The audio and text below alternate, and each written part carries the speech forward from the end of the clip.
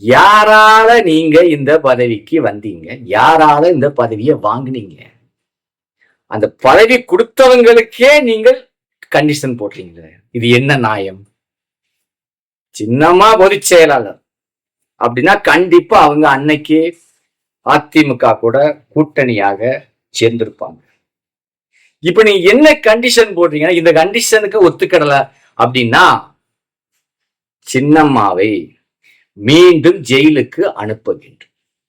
அதற்கு தயாராகி விட்டார்கள். பட்டியலும் போட்டுட்டாங்க. எல்லாமே ரெடியாகி விட்டது. 900 கோடி ரூபாய் ஏதோ பண மாற்றங்கள் செய்வதில் சிக்கல். இது சின்னம்மா தான் செய்தது. சின்னம்மாவின் மீது வழக்கு போட்டு சின்னம்மாவை மீண்டும் டெல்லியில் உள்ள தீகார் சிறையில் அடைக்க வேண்டும். இதுக்கு பிஜேபியும் உடந்தை. பிஜேபியாலதான் இன்னைக்கு அதிமுக கட்டமண்ணா போச்சு. ஏன்னா அன்றைக்கே மன்சூர் அலிகான் என்ன சொன்னார் தெரியுமா? அம்மாவுடைய சாவில் பிஜேபி மீது எனக்கு சந்தேகம் உள்ளது அப்படின்னார்.